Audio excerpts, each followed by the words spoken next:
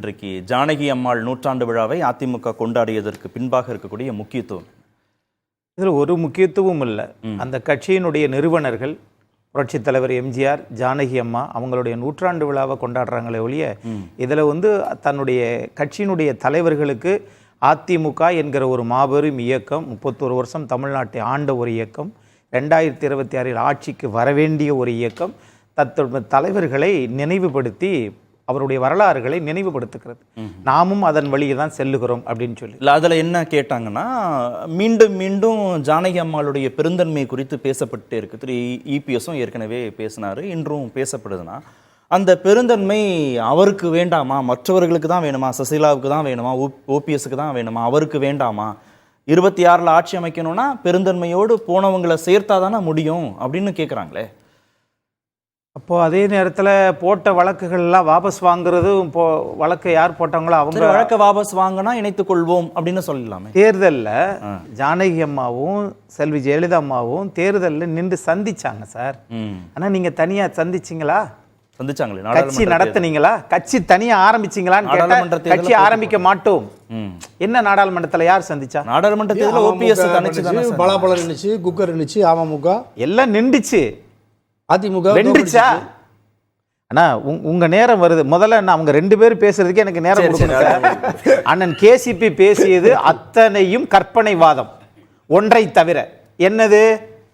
இங்க அதானி, கௌதம் அதானி சித்தரஞ்சன் சாலையில் இருக்கக்கூடிய முதலமைச்சர் திரு மு.க. ஸ்டாலின் அவர்களை ரகசியமாக சந்தித்தார். இதுவரைக்கும் திமுக பேசவே இல்லை, அது வேற விஷயம்.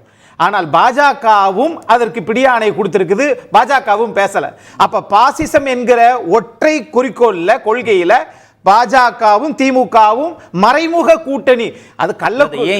அது ஒண்ணு கேக்குறாரு. பேச வேண்டும். நாடு முழுக்க 2G போல தமிழ்நாடு முழுக்க தெருமுனை பிரச்சாரங்கள் நீங்க நடத்தணும். அப்பதான் நீங்க ஆட்சிக்கு வர முடியும். பொறுங்க சார், நீங்க பேசும்போது நான் அமைதியா இருக்கணும். ஆனா நான் பேசும்போது எல்லாரும் குறிக்கணும்னா இதுவே உங்க ஜனநாயகத்தை நீங்க பண்ற பாரிய தப்பு. ஒண்ணு. இப்ப மூத்த பத்திரிகையாளர் பேசும்போது சார் அவர் பேசல, அவர் பேசணும், நீங்க போய் டியூஷன் எடுங்க, உங்கதை கேட்டுட்டு அவர் பேசுவாரு. இதெல்லாம் நீங்க ஒரு கட்சிக்கு பாடம் புகட்ட வேணாம், அவங்களுக்கு தெரியும். ஒண்ணு சொல்லி முடிச்சேன். ஏன் பாஜக மீதான விமர்சனத்தை இபிஎஸ் வைக்கலன்னா, பாஜக கூட்டணியை வச்சுக்க வேண்டிய ஒரு அவசியம் இருக்கு, அழுத்தம் இருக்கு. இல்லைன்னா பாஜக மகாராஷ்டிராவில் நடந்த மாதிரியான ஒரு பின்புலத்தை செயல்படுத்துவதற்கான வாய்ப்புகள் இருக்கு. சின்னம், அதிமுகவுடைய சின்னம் ரெட்டலை பறிபோக வாய்ப்பு இருக்குங்கிறதோட டாட்டோட கனெக்ட் பண்ணி தானே நீங்க இதை பார்க்கணும். அதாவது ஒரு இயக்குனர் ஒரு படத்தை தான் ஒரு வருஷத்துக்கு எடுப்பார். ஆனால் 4 பேரும் சேர்ந்து 4 படத்தை ஒரே நேரத்தில் 10 நிமிஷத்துக்குள்ள எடுத்து சொல்லிட்டே இருக்கீங்க. இதைத்தான் சொல்றீங்க. எந்ததும் கிடையாது, இது பிரம்மாஸ்திரமும் கிடையாது, ஒண்ணும் கிடையாது. அதிமுக கட்சி இருக்கட்டும், அது உண்மைதான். ரஜினி வாழ்த்து செய்தியில் சொன்ன இருக்கட்டும், இருக்கலாம்.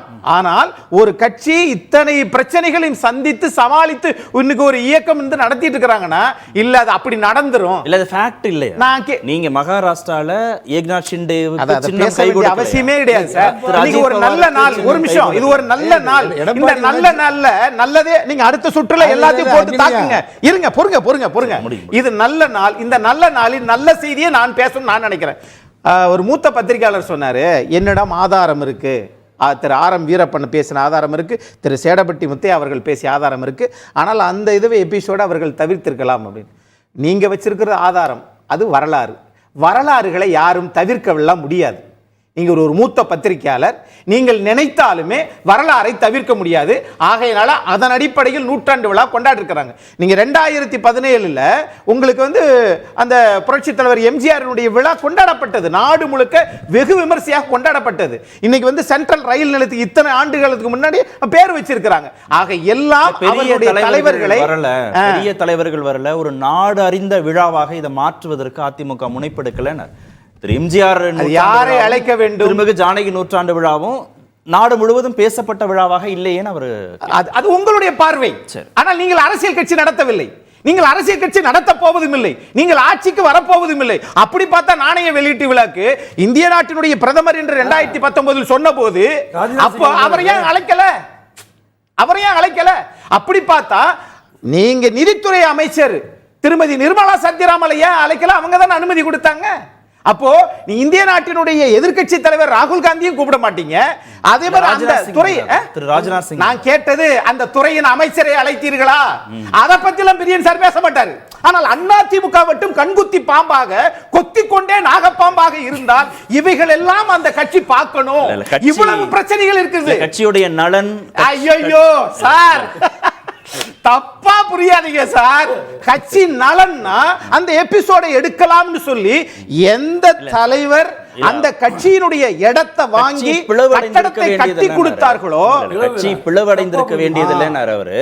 இன்னொன்னு இல்ல நீங்க கட்சி நலன் பிளவே கூட வேண்டியதில்லை, நடந்திருக்க வேண்டியதில்லை. அதிமுக மீது அக்கறை இல்ல, நடக்கலையா?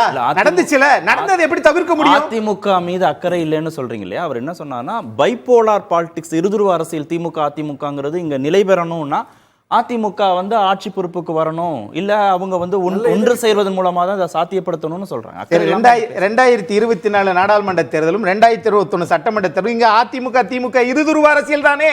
இன்னும் சொல்ல போனால் தமிழ்நாட்டினுடைய கன்னியாகுமரி டு நம்ம சென்னை எடுத்துட்டு கும்மிடிப்பூண்டி வரைக்கும் தமிழ்நாடு முழுக்க இருக்கக்கூடிய குடும்பத்திலிருந்து அண்ணா திமுக என்கிற குடும்பத்தில் யார் வேண்டுமானாலும் எந்த தொண்டன் வேண்டுமானாலும் முதலமைச்சராகலாம். ஆனால் திமுகவில் கருணாநிதி குடும்பத்தில் இருந்து தான் முதலமைச்சராக முடியும்.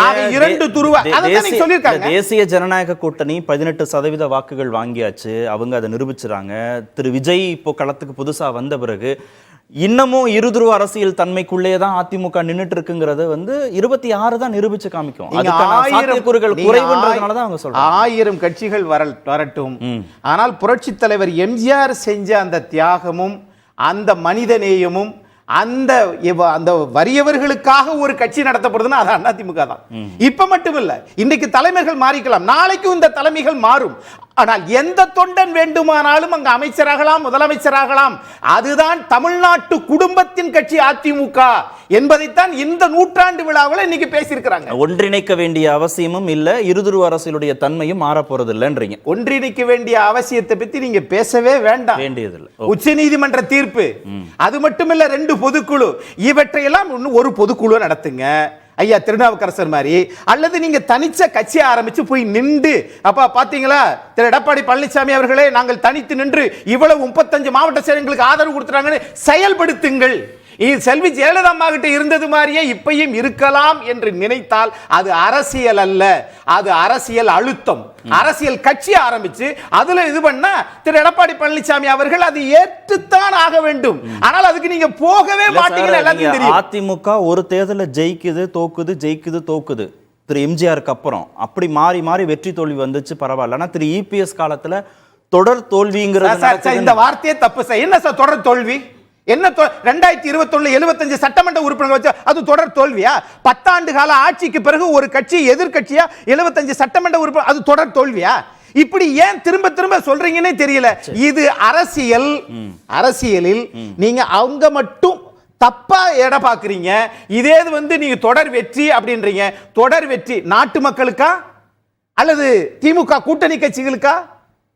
அதை யாரும் பார்க்கவே மாட்டேங்கிறீங்க. பொறுப்புக்கு வரணும்ல ஏடிஎம்கே வரும், உறுதியாக வரும். வருவதற்கு இந்த ஊழல், கௌதம் அதானி ஊழலை அதிமுக எடுத்து கையில் சுத்துவதை பொறுத்துத்தான். இது மாதிரி நிறைய இருக்குது. ஆனால் நீட்டு விளக்கு இருக்குது, எல்லாமே இருக்குது. இன்றைக்கு தமிழ்நாட்டில் தேவையானது எல்லாம் புழுதே இருக்கு. என்னடா இது எல்லாம் கூட்டணி பலமா இருக்கும், கூட்டணி பலமா இருக்கும். ஆனா என்றைக்கும் திமுக தான் பலமாக இருக்கிறேன், தமிழ்நாட்டு மக்கள் பலமாக இருக்கிறார்கள் அப்படி சொல்லவே மாட்டேங்கிறாங்களே. ஆனால் அதிமுக இவ்வளவு பிரச்சனைகளை சந்தித்ததற்கு தனிச்சே நிக்குதுன்னு சொன்னா யார் வந்தாலும் கவலை இல்லை.